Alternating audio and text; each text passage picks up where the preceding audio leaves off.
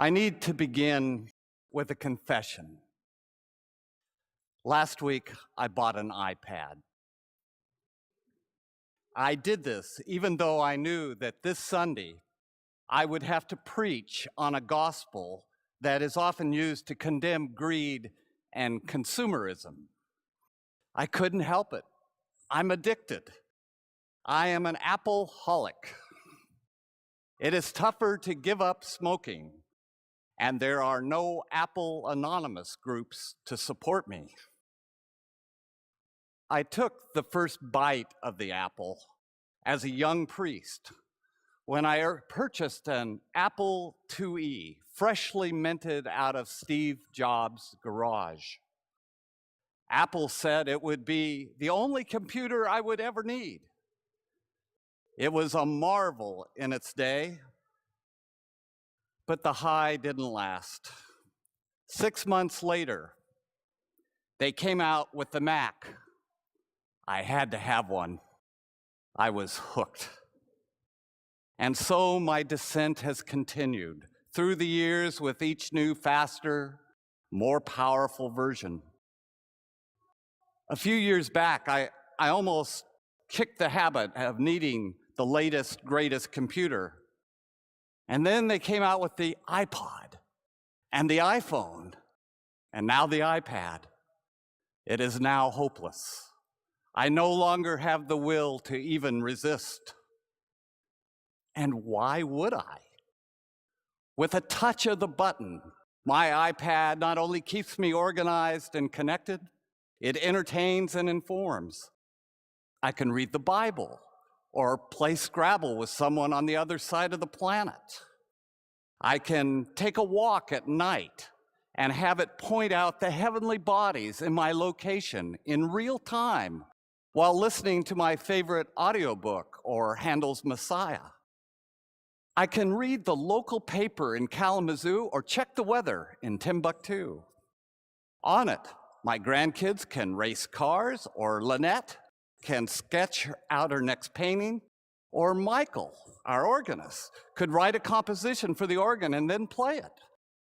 It can even serve as my teleprompter this morning.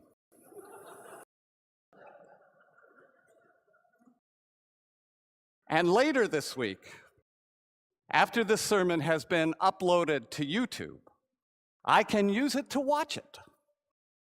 Its capacity to impact my life seems to be limited only by the creativity and imagination of iPad programmers to create programs called apps that make the iPad do what it does. And yet I live with no illusions. I don't for a minute think I need to have an iPad to live a full life. No matter how gifted, the programmers cannot create an app that replaces the love of my life or my friends and my family or even the passion for my vocation. There will never be an app I can check in the morning to see what will happen to me today. Never in all these years of Apple addiction have I thought for a moment that these electronic wonders gave my life meaning and purpose.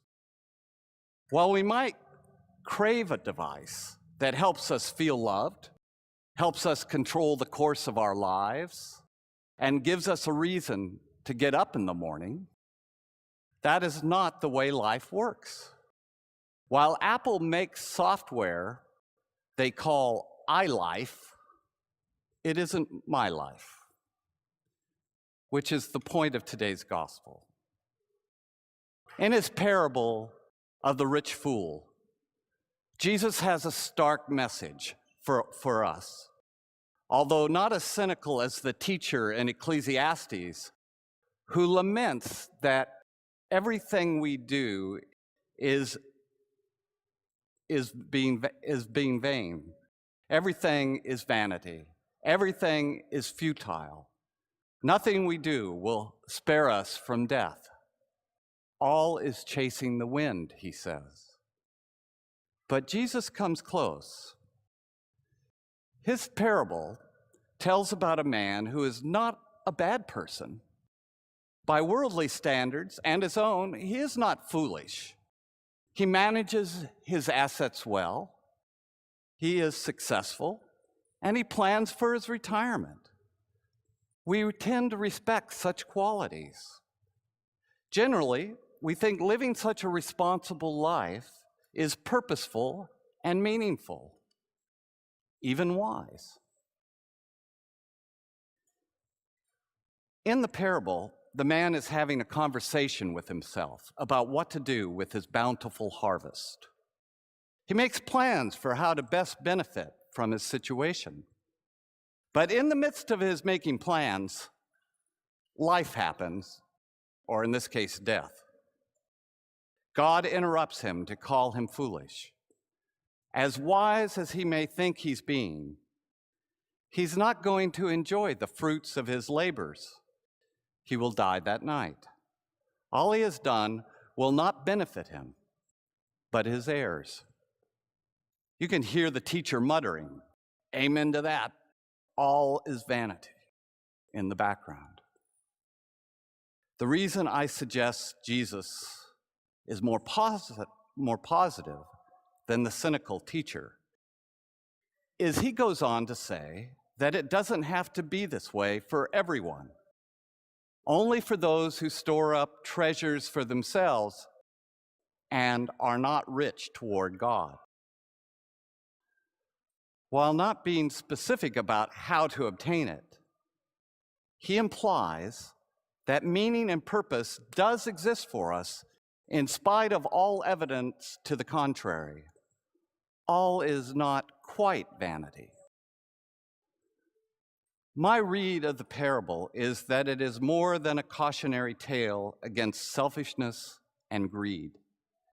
It is more than a story to make us feel guilty about saving up for an iPad when people are hungry outside the church door. It is no small challenge to find meaning and purpose in life.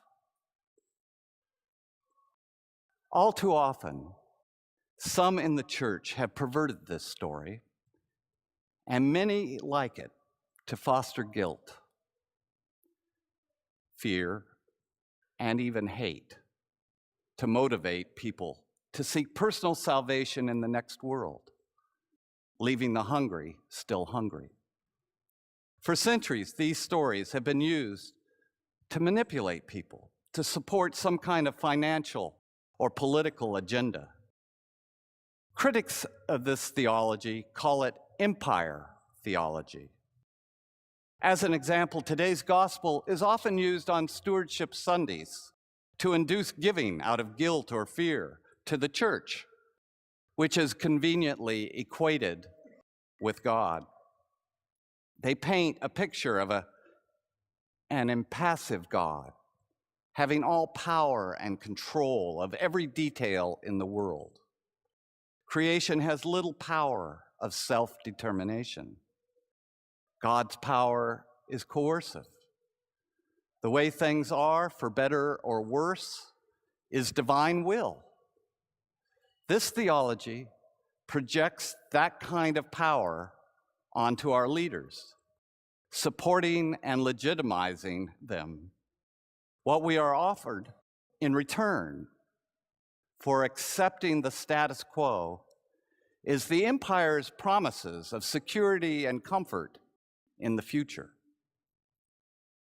I believe this is a theology of oppression that insidiously teaches us that our ultimate concern is the next life. It works against hospitality, justice, and peace. Since according to empire theology, God is only interested in the afterlife, creation only has instrumental value and has little intrinsic value. After all, God is going to destroy the earth in the end anyway. We are free to plunder it for our personal profit. By emphasizing only a personal and private relationship with God, where salvation in the form of continued life after death is our primary goal, the common good is undermined. It is a theology of violence and death, contrary to God's voice in the Bible, calling us to life, not death. I think Jesus would find the use of his parable for judgment and control a travesty. He was not about guilt and fear. While I suspect Jesus wouldn't choose to own an iPad, I'd like to think he'd at least play chess with me on mine. He wasn't a moralist. He might have compassion for my addiction, but he would not condemn me. The only moral teaching he offered was treating others with radical respect. His life, death, and resurrection revealed that that which we call God is transformative love, working in every present moment to create new life out of all of our experiences of death. He is pointing us in the direction of finding purpose and meaning in this life, here and now. If we give radical respect and trust transformative love, we will find it. It's what he gives Maximus today at his baptism as he proceeds on the journey from birth to death. He doesn't provide a map like the iPad does, but they are excellent directions all the same. Amen.